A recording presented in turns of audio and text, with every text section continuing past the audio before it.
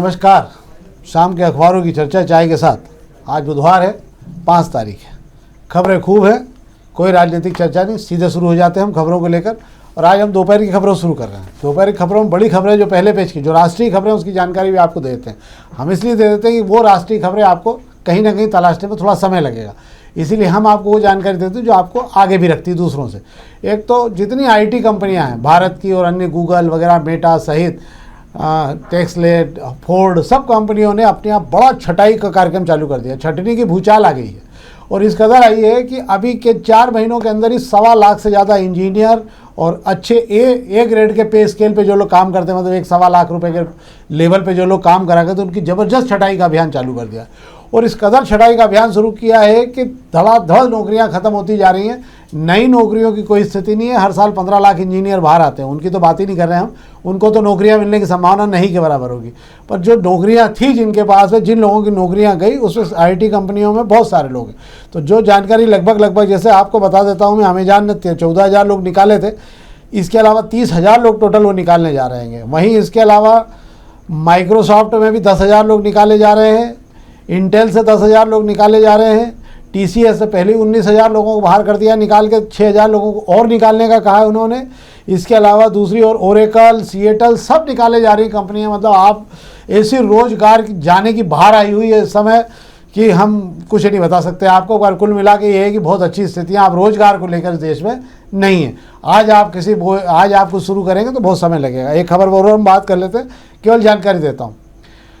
मालदीव दुनिया का पहला ऐसा देश होगा जहाँ पे आपको किसी प्रकार का नशा, मतलब सिगरेट, शराब, धूम्रपान पर पूरी तरह प्रतिबंध लगा दिया। वहाँ किसी भी प्रकार का नशा आप वहाँ पर नहीं कर सकते हैं पूरी तरह से।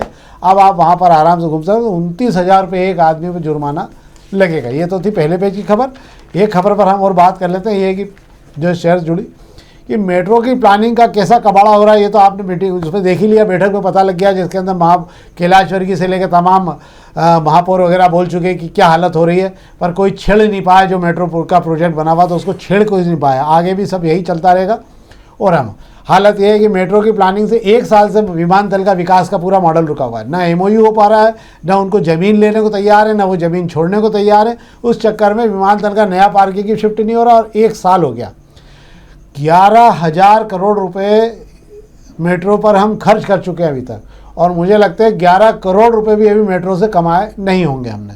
तो ये हालत है। क्या शेखर जी? जी बिल्कुल, आप सही कह रहे हैं। मेट्रो को लेकर जो आप 2 दिन पहले जो प्रमुख सचिव के साथ बैठक हुई थी, उसके अंदर भी ये बड़ी उलझन दिखाई गई कि मेट्रो के जो रूट को लेकर जो है प्रदेश सरकार कुछ और चाहती है और केंद्र सरकार का ये जो प्रोजेक्ट है वो और कुछ और था। उसको रूट को लेकर जब तैयार किया गया था, अब रूट में जो बदलाव किया जा रहा है, ओवरहेड की जगह जिसको अंडरग्राउंड करने की तैयारी की जा रही है, उस बदलाव में जो पैसा लगना है उसको लेकर अब सरकार से मंजूरी होना बाकी है। इस वजह से जो आप बता रहे हैं कि देरी इसीलिए वजह से हो रही है कि रूट एक बार तय नहीं हो पा रहा है, फाइनलाइज नहीं हो पा रहा है कि इसको कहाँ से अंडरग्राउंड किया जाए, कहाँ ओवरहेड रहे। हालांकि जो 2 दिन पहले बैठक हुई थी उसके अंदर निर्णय लिया गया है कि खजराना से ये अंडरग्राउंड कर दी जाए। पहले इसको जो है पलासिया तक लाने की बात कही जा रही थी, फिर हाईकोर्ट के वहाँ से अंडरग्राउंड करने की बात कही जा रही थी। सब चीज़ों पर विराम लग के ये तय कर लिया गया है कि अब खजराना से अंदर की जाएगी। हालांकि जो बड़ा हुआ पैसा लगेगा उसको लेकर सरकार की तरफ से मंजूरी आना है। मंत्री कैलाश विजयवर्गीय ने मंत्री दे दी है। मुझे लगता है कैबिनेट में सरकार का जो सदन अब जो आएगा, शीतकालीन सत्र जो आएगा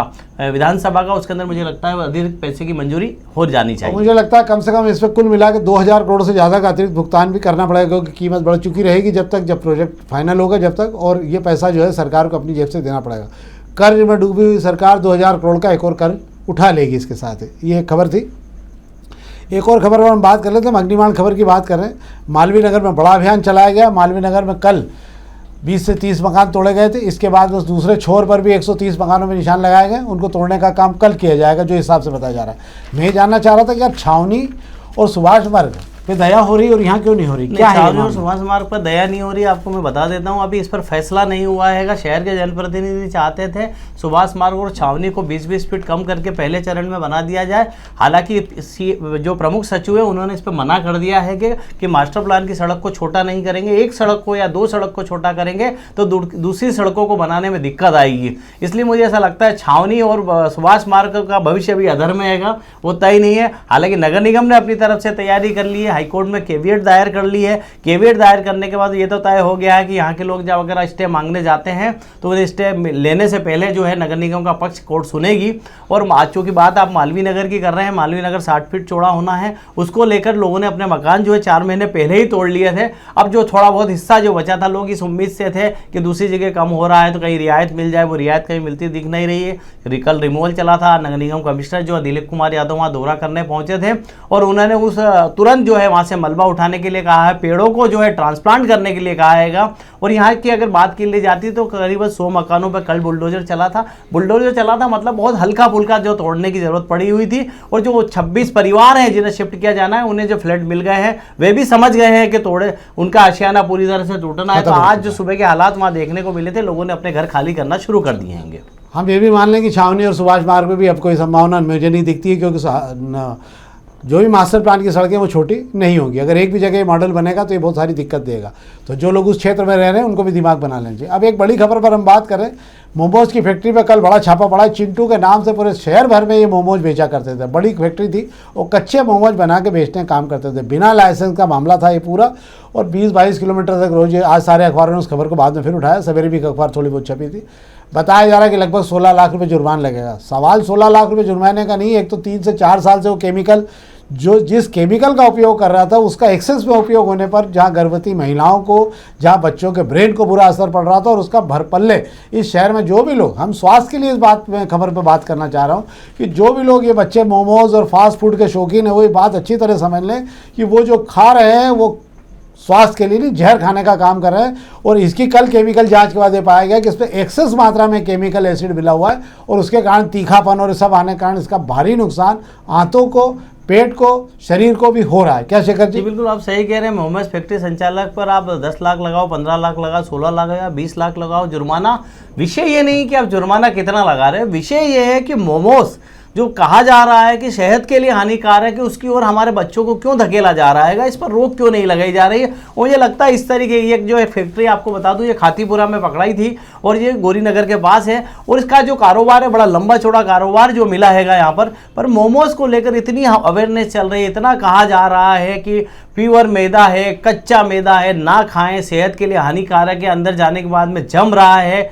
उसके बावजूद भी जो मुझे ऐसा लगता है हमें जागरूकता लानी होगी, हमारे घरों में जागरूकता लानी होगी, बच्चों के बीच ये बात पहुंचानी होगी कि मोमोज जैसी चीज़ों के, जंक फूड है बात कर लें, मोमोज बात कर लें, जब हम सरापा चौपाटी से इनको हटाने की बात करते हैं तो शहर में जहाँ भी दुकानें, मुझे ऐसा लगता है वहाँ पर भी कार्रवाई करना चाहिए और इस पर रोक लग जाना चाहिए। और आप चाहें तो अगर गूगल पर डालकर अजीनोमोटो जो केमिकल है इसका, अजीनोमोटो जो केमिकल है, इसके बारे में जानकारी देख सकते हैं कि वो कितना हार्मफुल केमिकल है।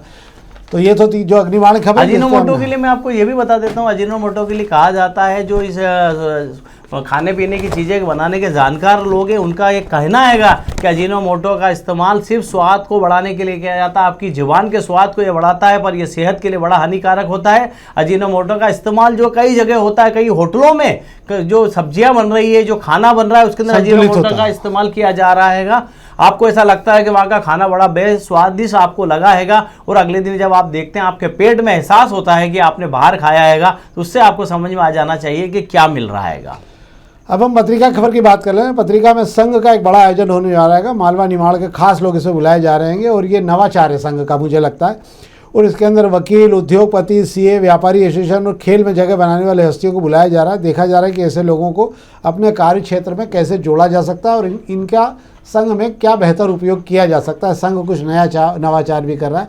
हितानंद जी आ रहे हैं और 30 नवंबर को प्रांत प्रमुख जन की संगोष्ठी भी होने जा रही है। क्या शेखर जी? बिल्कुल साहब सही बात कह रहे हैं। संघ के शताब्दी वर्ष चल रहा हैगा, तो संघ के संचलन हो चुके हैं। अब एक जाजमबार मालवा निमाड़ के खास लोगों को बिठाया जा रहा है। तो मतलब जो कहा जाता है, जो अलग क्लास का, एलिट क्लास जो होता है, जो अलग अलग कामकाज से जुड़ा है, उनको लेकर एक जो बड़ा आयोजन होने जा रहा है। 30 नवंबर को होगा ये कार्यक्रम। उसके अंदर दत्तरात हास बोले जी शामिल होने वाले हैं। बड़ी बात है, हास बोले जी आ रहे हैं। तो संघ का ये इतना बड़ा मजमा जो जमने वाला है, इसके अंदर खास लोगों को इसीलिए बुलाया जा रहा है, और इसके लिए मेहमान भी इसलिए खास बुलाए जा रहे हैं। एक और खबर पर हम बात कर लेते हैं। इंदौर इच्छापुर 4 लेन जो है उस पर भी 8 महीने और लगेंगे। ये रोड बन चुका है लगभग कई जगह काम बाकी पड़ा है, पर जून में इस पर गाड़ियाँ दौड़ने लगेगी और काम में तेज़ी भी आई जा रही है, मुझे लगता है। क्या शेखर जी? बिल्कुल आप सही कह रहे हैं। इंदौर इच्छापुर हाईवे बन जाने के बाद में बड़ी राहत आपको मिलती हुई नजर आएगी, जब हमारे साउथ की जो कनेक्टिविटी इतनी आसान हो जाएगी कि साउथ की तरफ आने जाने में जो अभी लंबा सफ़र तय करना पड़ता है उससे हम बच जाएंगे और सीधी एक कनेक्टिविटी जो है हमें साउथ की तरफ मिलेगी। इच्छापुर हाईवे जो है मुझे लगता है कि मध्य प्रदेश कि इंदौर से पूरे मालवा को जोड़ने का एक बड़ा रास्ता खोल देगा और इसका फ़ायदा सिर्फ मध्य प्रदेश को नहीं होगा, राजस्थान गुजरात को भी इसका फ़ायदा मिलेगा, क्योंकि इनकी कनेक्टिविटी भी सीधी साउथ से हो जाएगी। मुझे लगता है आप जो लोग हैदराबाद जाते हैं जिनको 20 घंटे के लगभग लगता है, उनको कम से कम 4 से 5 घंटे का अंतर पड़ेगा यहाँ से वहाँ तक उस ट्रैक बनने के बाद में, क्योंकि रोड बहुत। फिर हमारी नागपुर रूट पर जो है हम लोग जो लगे हुए हैं कि हम सिर्फ नागपुर रूट ही हमारे पास साउथ के लिए जाने के लिए हम उस पर से डाइवर्ट होकर इस तरफ आ जाएंगे। ये एक अच्छा काम हो जाएगा। अब हम प्रभात किरण की बात कर लें। प्रभात किरण आज आपको एक बड़ी बात बता दूं, मैं एक खबर पे बात के 1 मिनट के लिए जानकारी देता हूं कि न्यूयॉर्क के मेयर बन गए हैं, क्या नाम है इनका? हाँ, जोहरान ममदानी जो है, मीरा नायर बड़ी फिल्मकार रही है हिंदुस्तान की, ये उनके बेटे, उनके पिता जो है वो युगांडा के मुस्लिम परिवार से थे और ये 7 साल की उम्र में वहाँ चले गए थे, तो वहाँ से यहाँ आके बहुत सारी फिल्म बनाई, वेडिंग वगैरह कुछ बनाई उन्होंने फिल्में। और ममदानी जो है ये वो हैं जिन्होंने कहा था कि इजराइल के प्रधानमंत्री अगर न्यूयॉर्क में कभी आ गए तो मैं उनको गिरफ्तार करके जेल में डाल दूंगा। और यही बात उन्होंने प्रधानमंत्री मोदी के लिए कही थी जब उनसे पूछा गया था कि टाइम स्क्वायर पर क्या प्रधानमंत्री मोदी के लिए वो कार्यक्रम का जब आएंगे तो अनुमति देंगे, उन्होंने कहा मैं कतई अनुमति नहीं दूंगा। तो अब न्यूयॉर्क जो है, पहली बार ट्रंप को बड़ा झटका लगा है यहाँ पर और ट्रंप का बहुत बड़ा नुकसान हुआ। हालांकि उन्होंने बहुत कुछ कहा था कि यहाँ पे ये पहली बार अप्रवासी भारतीय वहाँ पर जो है न्यूयॉर्क में कब्जा करके मतलब पहुँचे हैं। वहाँ पर अमीरों पर 1% टैक्स लगा दिया, दुनिया जितने अमीर वहाँ रहते थे अमीरों पर लगा दिया, यहूदियों पर उन्होंने, और वो सारा पैसा जो है वहाँ पर जो मिडिल क्लास के परिवार थे उनको दिया जाएगा, जो पैसा $10 लाख से ज़्यादा के लगभग एकत्र करने का अभियान है। ये बड़ी बात है, पहली बार न्यूयॉर्क में ये प्रयोग किया गया। अब हम प्रभात किरण की बेसिक खबर पर बात कर लेते हैं, जो मूलतः खबर है। एक बड़ा आयोजन शहर में हो रहा है 30 तारीख को, कैंसर अवेयरनेस को लेकर एक बड़ा अभियान चालू हो रहा है और सुबह को जो दौड़ होने वाली है सुबह वहाँ पर यहाँ पर कैंसर अवेयरनेस को लेकर, और उसमें कई ख्यातनाम लोग शामिल होने वाले हैं। सतीश गुजरन भी इसमें आने वाले हैं, 21 साल के हैं और कई देशों में ये जो है मैराथन दौड़ में शामिल हो चुके हैं। क्या शेखर जी? जी बिल्कुल आप सही कह रहे हैं कि इंदौर में कैंसर जागरूकता को लेकर एक बड़ी दौड़ होने जा रही है। 30 नवंबर की दौड़ होनी है। इसकी कमान सतीश गुजरन संभालेंगे। मैं आपको बता देता हूँ, सतीश गुजरन वो व्यक्ति हैं जिन्होंने 41 साल की उम्र में दौड़ना शुरू किया था। कारपोरेट में काम करते थे। 41 साल की उम्र में आप सोच सकते हैं कि जब लोगों को ऐसा लगता है कि अब उम्र की जो है ढलने लगी है कि 41 साल की उम्र में कैसे दौड़ेंगे, उन्होंने 41 साल की उम्र में दौड़ना शुरू किया और मैं आपको बता दूं कि वे 21 साल से दौड़ रहे हैं और वे दुनिया की सबसे लंबी दौड़ जो कही जाती है 89 किलोमीटर की, जो डरबन साउथ अफ्रीका में दौड़ होती है कि जिसको मैराथन कहा जाता है, दुनिया में इससे बड़ी मैराथन कहीं नहीं होती है,